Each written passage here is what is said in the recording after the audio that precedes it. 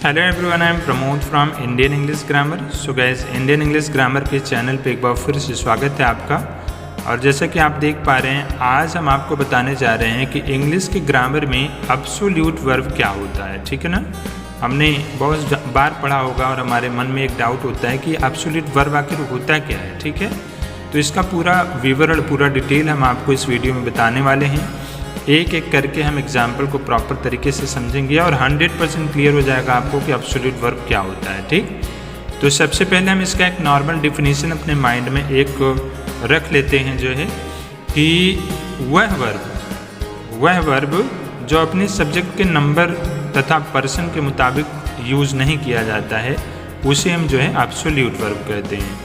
कहने का मतलब है, नंबर का मतलब होता है, जैसे नंबर कितने होते हैं, एक सिंगुलर नंबर और एक आपका प्लूरल नंबर होता है। पर्सन कितने होते हैं, 3 होते हैं ना, जैसे फर्स्ट पर्सन, सेकंड पर्सन और थर्ड पर्सन होता है। ठीक, तो ये जो नंबर और पर्सन है उसके हिसाब से वर्ब अगर प्रयोग नहीं किया गया है तो उस वर्ब को ही हम क्या कहते हैं, एब्सोल्यूट वर्ब कहते हैं। ठीक, जैसे कि आप यहाँ देख पा रहे हैं कि कुछ हमने मॉडल ऑक्सिलरी वर्ब्स को यहाँ पे लिखा हुआ है। Can, could, may, might, would भी है, should, must and ought to. ठीक, तो ये जितने भी हैं ये सारे के सारे मॉडल ऑक्सिलरी वर्ब्स हैं। ठीक है ना, तो अब हम आगे आते हैं और एग्जाम्पल्स पे ज़रा देखते हैं और हम इसको पूरी तरह से एनालाइज करते हैं कि जो हमारा विशेष रूप से एब्सोल्यूट वर्ब है वो हम कैसे पहचानेंगे। गाइस, हमने यहाँ पे 8-9 एग्जाम्पल दिया हुआ है इसको समझने के लिए। साथ में हमने यहाँ पे 2 एग्जाम्पल और भी दिया हुआ है ताकि आपको क्लियर हो सके कि एब्सोल्यूट वर्ब जो है वो कैसे आसानी से समझा जा सकता है। ठीक, जैसे सेंटेंस है कि आई कैन स्पीक इंग्लिश, मैं इंग्लिश बोल सकता हूँ। ठीक है ना, तो यहाँ पे जो आई है यह आपका एक सब्जेक्ट है जिसके हिसाब से यहाँ पे जो वर्ब लगाया गया है वो वर्ब का फर्स्ट फॉर्म ही लगाया गया है। ठीक ना, और यहाँ पे भी हम देखेंगे वी कैन स्पीक इंग्लिश, मतलब हम इंग्लिश बोल सकते हैं। वी यहाँ पे प्लूरल सब्जेक्ट है, फिर भी हमने आपको यहाँ पे स्पीक ही लगाया हुआ है। ठीक, और दोनों के साथ में कैन का प्रयोग किया गया है। सिंपल है बिल्कुल, है ना। लेकिन हम थोड़ा सा अगर इधर आते हैं और इन एग्जाम्पल्स को देखते हैं, यहाँ सेंटेंस दिया गया है कि आई स्पीक इंग्लिश और यहाँ पे है कि ही स्पीक्स इंग्लिश, राइट।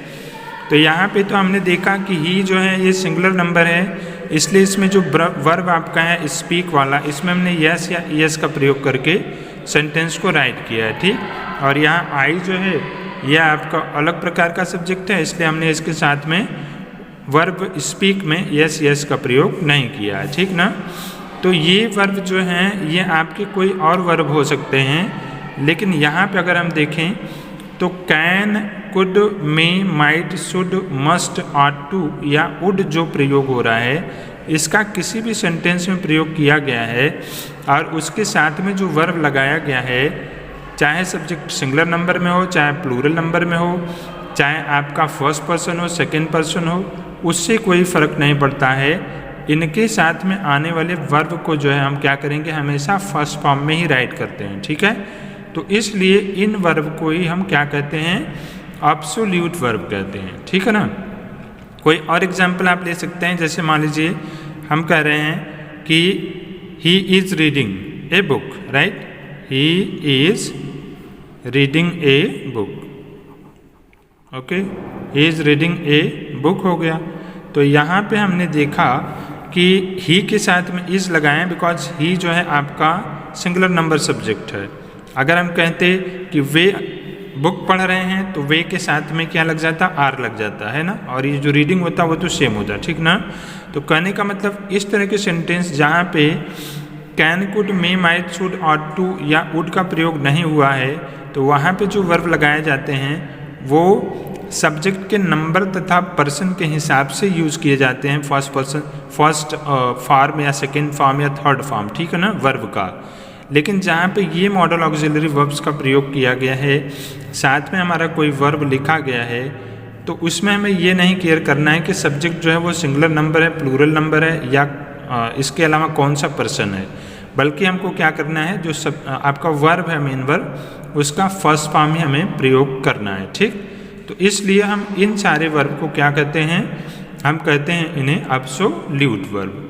बात समझ में आ गई। आप कोई भी सेंटेंस उठाएंगे, 9 एग्जाम्पल हमने आपको दिया है, आप इसमें भी देख सकते हैं। कहा गया आई कैन स्पीक इंग्लिश, आई के भी साथ में अगर कैन लगा है तो भी हमने स्पीक ही लिखा। ही कैन स्पीक इंग्लिश अगर हम कहें, या वी कैन स्पीक इंग्लिश, है ना, तो हमने वी प्लूरल नंबर है फिर भी हमने स्पीक का फर्स्ट फॉर्म ही रखा, है ना। वैसे माइट का भी आप यूज़ देखेंगे, वैसे मे का भी यूज़ करेंगे आप।